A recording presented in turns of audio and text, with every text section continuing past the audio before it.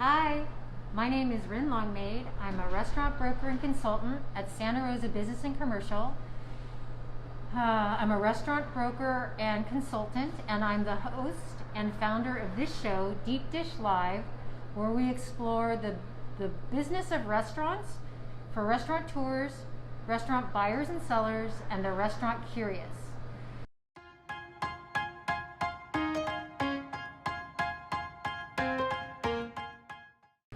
Today is episode 5, and I'm going to be discussing the COVID effect on restaurant prices, sale prices. Deep Dish streams semi-monthly. I'm starting to stream them about once a month.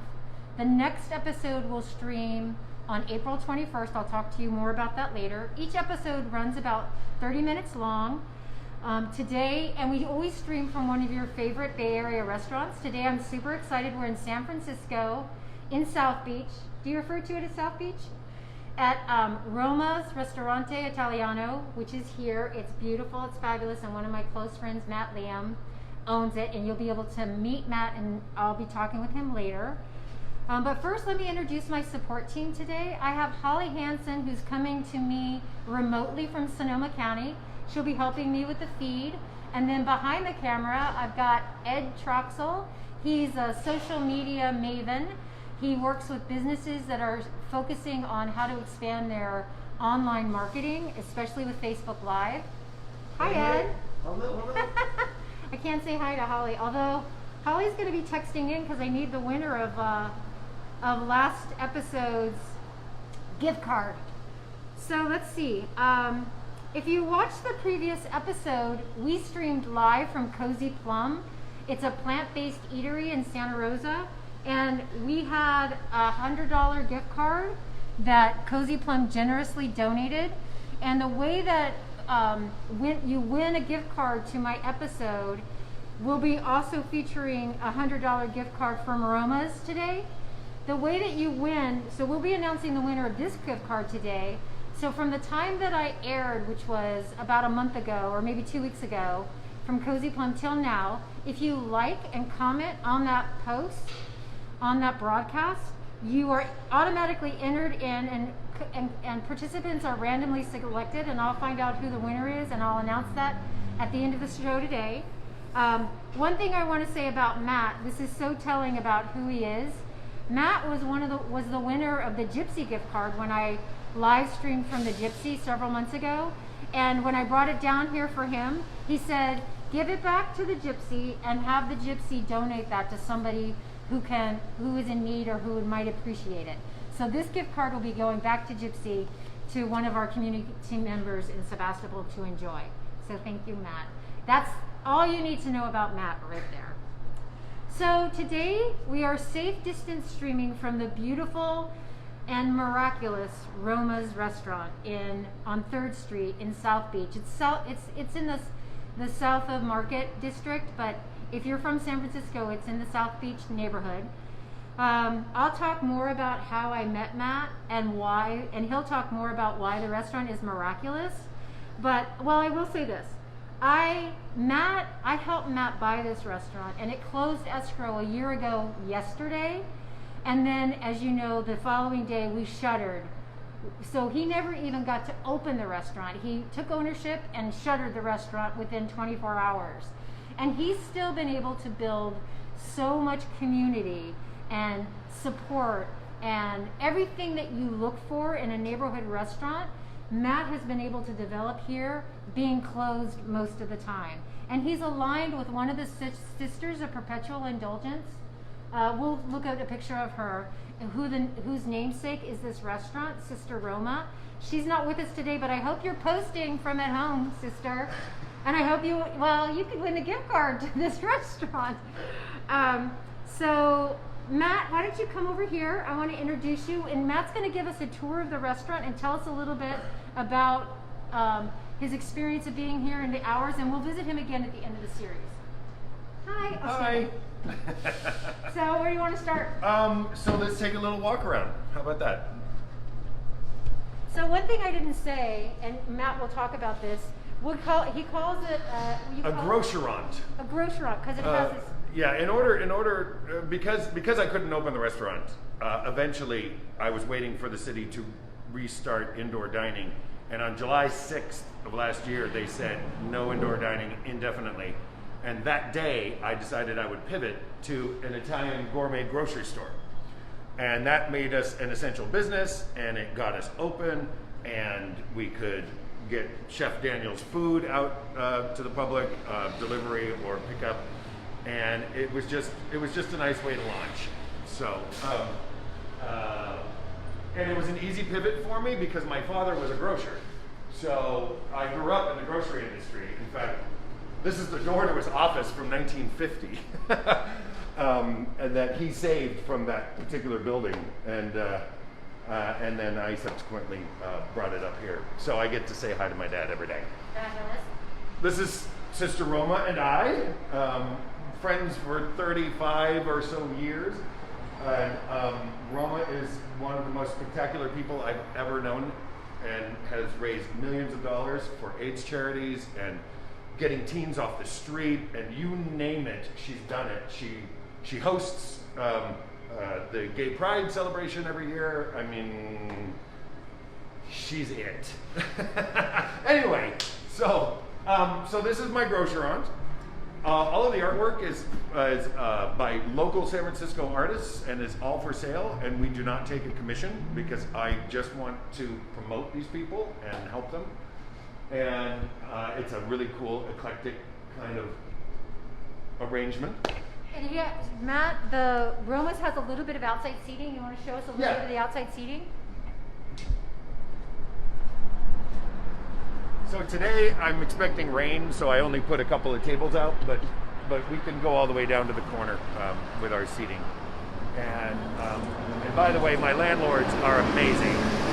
So they've been very helpful in working with me, getting permits and all this stuff. I can have tables all the way down to the corner. So. Are you able to hear that, Ed?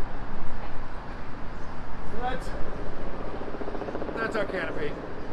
Roma still gets tickled every time she comes here and sees her name up there. All right, come on in. And so when I decided to pivot to the grocery, and Roma announced that I was naming the restaurant after her, I got maybe 300 friend requests on Facebook. And one of them was from a guy named Mark Palladini, whose family owns Ital Foods, the biggest Italian food importer in San Francisco. And I didn't even know this person. He came here, he spent the entire day with me and my friend Diane going through their catalog, picking every single thing that you see on these shelves now. And it's been like that throughout my whole journey. People have come out of the woodwork to help and be a part of this. My friend Laura Pauly is my wine director, and she comes. She handled a big Friday night last week. It was my birthday, and we had a full house. Amazing job. So this is the grocery. This is the wine section.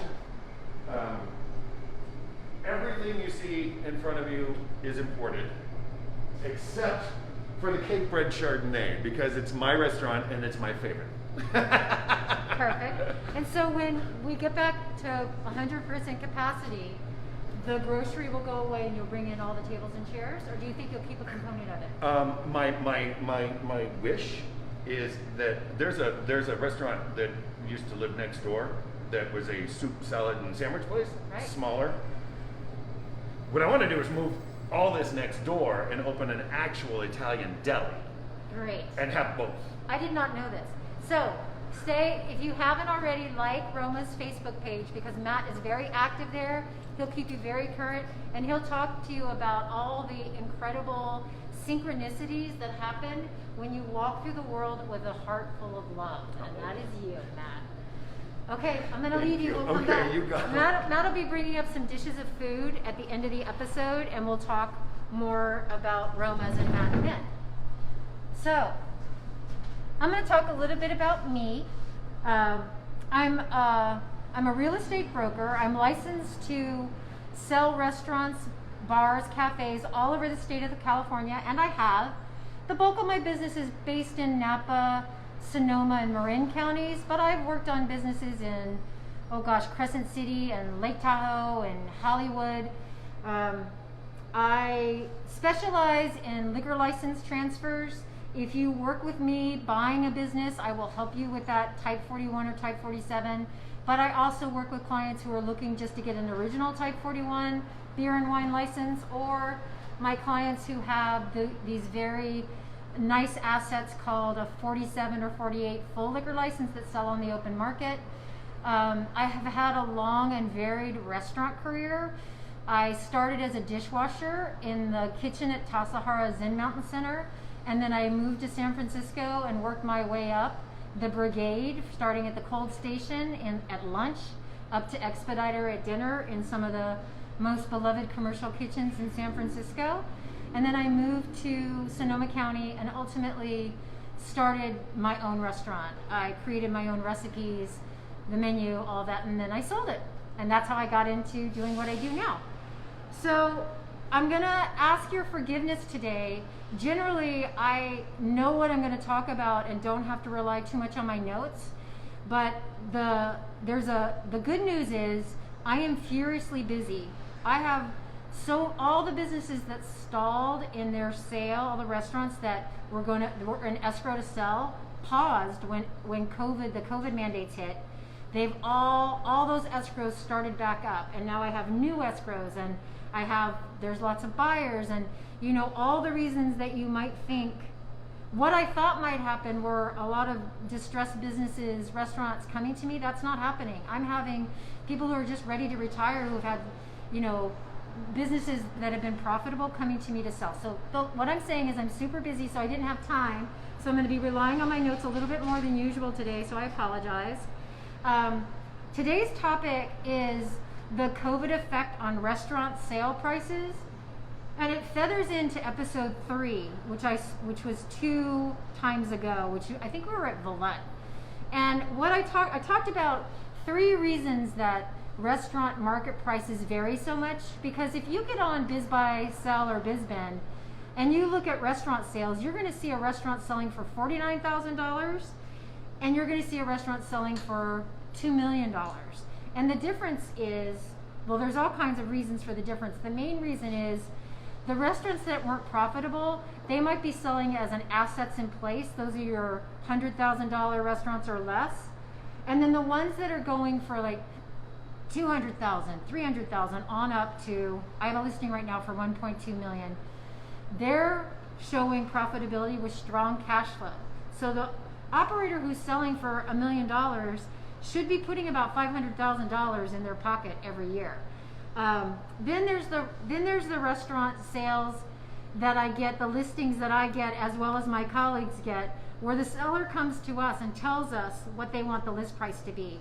And that's generally based on what the debt the seller has, coupled with the money on top of that debt the seller would like to leave with. So there's all kinds of reasons that market prices are all over the place. But today I'm going to be talking about the profitable restaurant and the effect that COVID has on the profitable restaurants, the restaurants that were profitable pre-COVID. The reason I'm not going to talk about the other 2 is because COVID's not affecting them. Assets in place are still going to sell for around $100,000 or somewhere south of $100,000. Sellers are still going to put the list price, their preferred list price, on there, and I'm going to list it for them after having very serious conversations about what I think the restaurant is worth. So let's see. Give me just a second, and I apologize. So when we talk about restaurants that are profitable, and I talked about this extensively in episode 3, the way those list prices are determined, it's a weighted average of the last 3 years of successful operation, and it's a multiple of that weighted average. So what happens to a restaurant that's been profitable for 3 years, been profitable for 10 years, pre-COVID, and then they're a full-service restaurant with not a lot of outside seating? Their profitability trend was going like this: 17, 18, 19, 20. It just falls off of a cliff. So how are those restaurants going to sell for what they're actually worth? And I come to you with a ton of good news. And I didn't even have this news until yesterday, talking to one of my preferred SBA lenders, and today when I talked to an appraiser, both of whom I hope to bring in to the series as guest speakers when I do another episode just on SBA lending. But here's the deal with SBA lending. The reason you might be thinking, well, what do I care about SBA lending if I'm going to pay cash for a restaurant? It still matters whether it's kind of the gold standard. If a restaurant wouldn't qualify for SBA lending, that's a pretty strong argument for the buyer to get the price down, because the buyer and the seller are going to know the seller really only has a couple of choices for selling the restaurant if it's priced outside of what the SBA will lend to.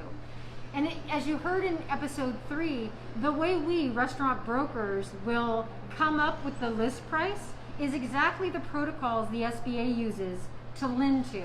So if you come to us and you listen to us, the list price is going to be completely synced up with what the SBA will lend to, generally. But not all SBA lenders are created equal. Let's see. I think I'll talk a little bit about this. So SBA loans for businesses, that is the purchase of personal property, not real property. Sometimes real property is also involved in the purchase of a restaurant, but rarely. Most of the time, a buyer buys the restaurant and either assumes a lease, gets a lease assigned to them, or gets a new lease. So those are personal property loans. They're called SBA 7A loans. And they're federal loans that are managed by local banking institutions. And the quality of the SBA loan, or the availability of the SBA loan, has everything to do with the lending institution that's handling that loan. So what happens is the local lending institutions will overlay their own mandates on top of the federal mandates for lending.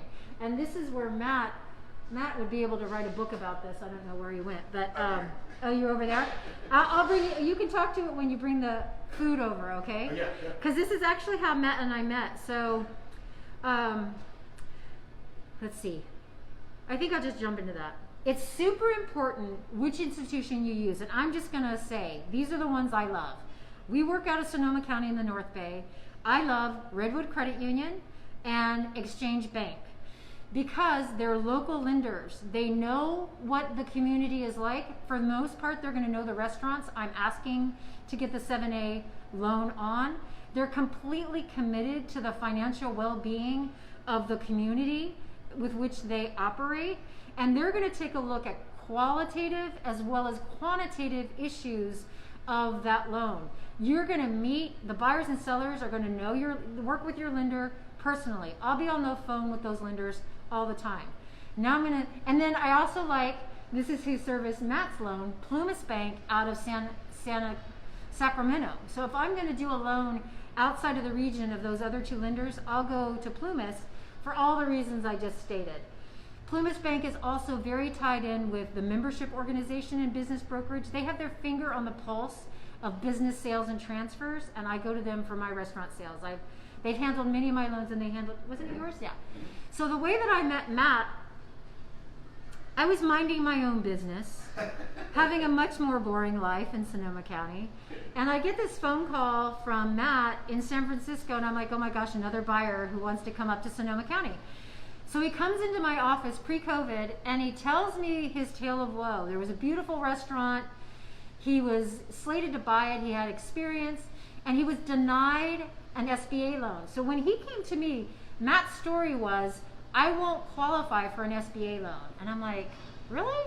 Tell me the story. So he told me a bit about his financial background. He told me about his professional background. He told me about the financial strength of the restaurant he was going to purchase. And I was like, you would qualify for an SBA 7A loan in a heartbeat. What had happened was two things. Matt was working with the wrong broker. Now, you might think this is a shameless way for me to like drop into the episode, like you want to work with a You want to work with a qualified restaurant broker, because what happened was Matt went to a banking institution, a national banking institution that had super strict lending protocols on an SBA 7A loan, and unbeknownst to Matt, Matt didn't even know why he didn't qualify. It was something buried inside of their own protocols why he wouldn't get it. Here's the deal, you guys.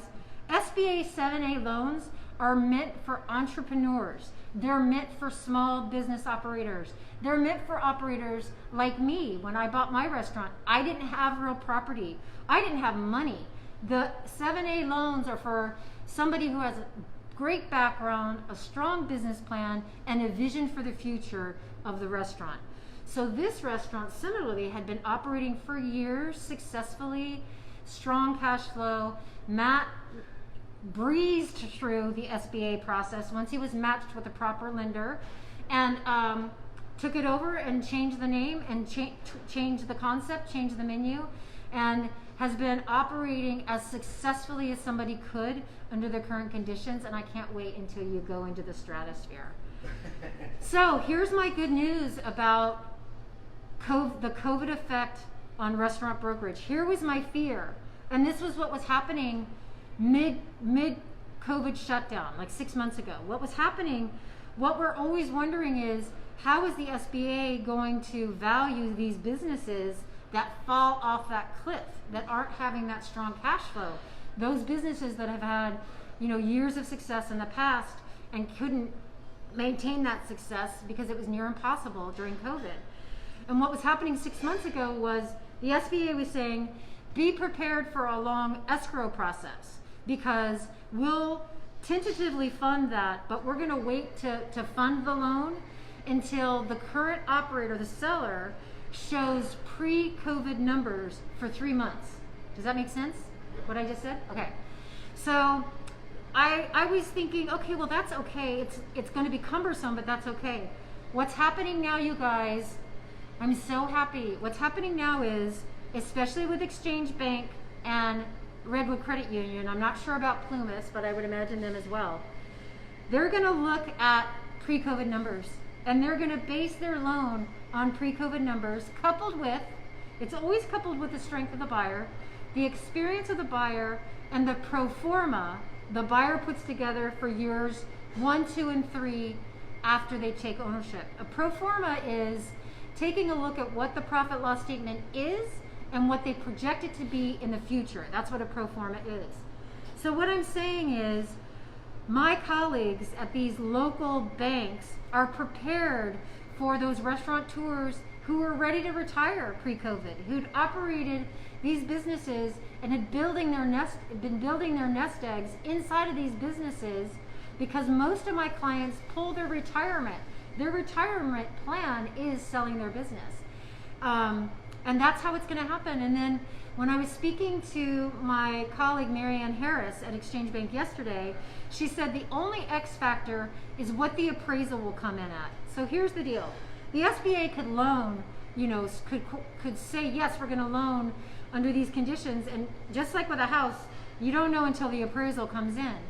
So she linked me up with her appraiser, who I spoke to driving down here today.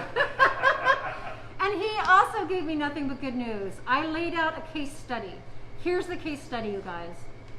Successful restaurateur, 8 years, $250,000 of cash flow, wants to sell their business for about $500,000.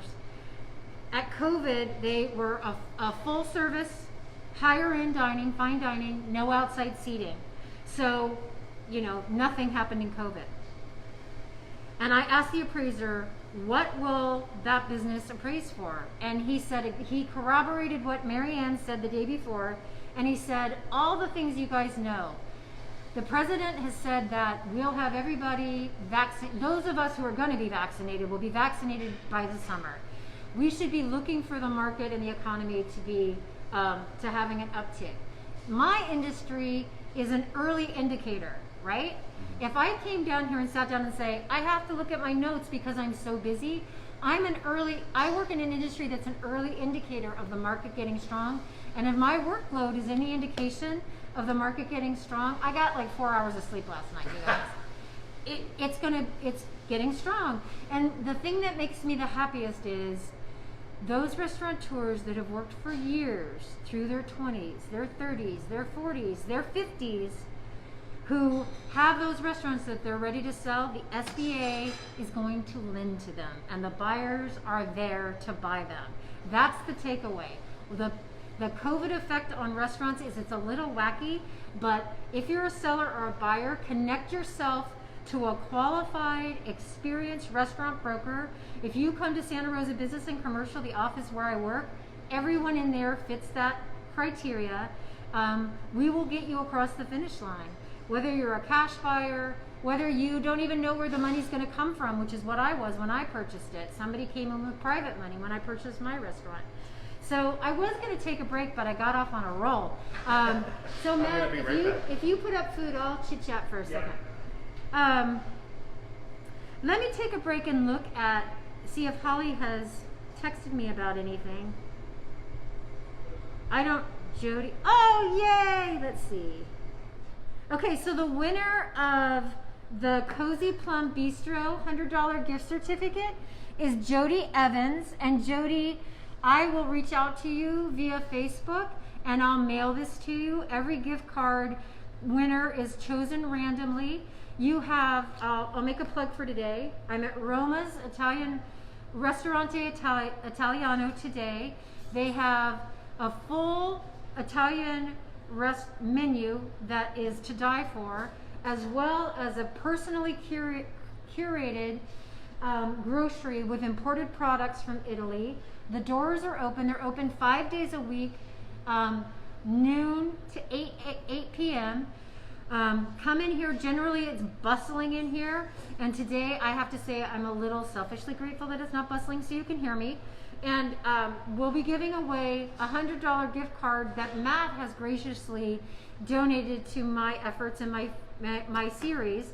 And I will announce that on April 21st when I'm going to be live streaming from Grata Italian Eatery in Windsor, California. Eric and Christina Foster, friends of mine, you might know their names. They opened a restaurant also during COVID, and they too are doing an amazing job up there. I'll be live streaming from there in a month, and it looks like food's coming. Here comes Matt, and he's going to tell us all about this dish. You can check this. So, should we just do this right here? Yeah. This is, I'm pretty sure, our most popular dish on the menu. It's a wild mushroom tagliatelle that Daniel put together, and completely vegetarian. The mix of flavors. I mean, people have actually written about this plate in reviews and things. It's kind of amazing. He gets written up fairly frequently, and yeah, it's a huge seller. So it looks like it has. Is that kale? It's kale. Yeah. And then arugula. Mm-hmm. Yep. And then it looks like some sort of luscious cream sauce. And there's about 5 different kinds of mushrooms in there. Okay, wonderful. And it's a very light sauce that it's not a heavy dish. It looks like a lot, but plates come back completely clean. I can't wait to take my mask off after and eat this dish. Okay, so Matt, tell us about your pathway to restaurant ownership. Oh, geez. Well, as you said, I tried to buy a previous restaurant that didn't work out. I met you. You saved my life. I closed escrow on this place the day before or the day of the closure of all the restaurants. And it's really by the grace of God and my friends who have been so supportive of my journey and everything that I'm doing that I'm still here. I mean, that is absolutely it. We have this amazing community outreach program, I guess I could call it, that just grew organically. We sold Thanksgiving dinner kits for people to come in, pick up, and finish at home. I sold more dinner kits for me to personally give away to needy families than I sold that people came and picked up for themselves.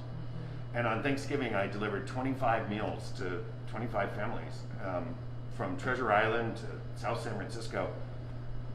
And it was amazing. And then that happened again at Christmas, and then that happened again at New Year's. And tomorrow, Roma and I are delivering dinner to fire station number 1, the busiest fire station in America, by the way, I was told, to 13 firefighters, because I had a friend come and say, I want to sponsor a community meal. So what's amazing is I'm not out of pocket for all this community activity. It's people wanting to support us. And it's very humbling.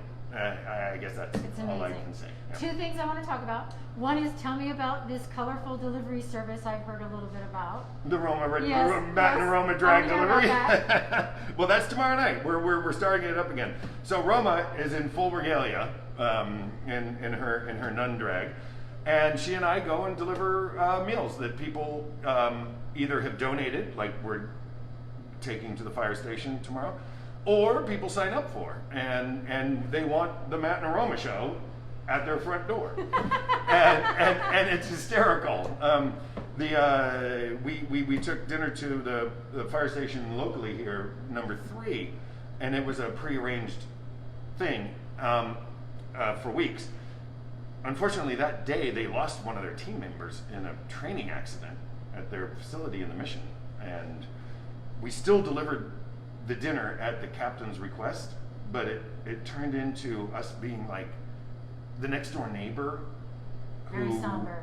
who took dinner to a family that had a tragic loss that day. Yes. And it was amazing. And I've got a million stories like this. It's incredible. Yeah. This whole journey has been amazing.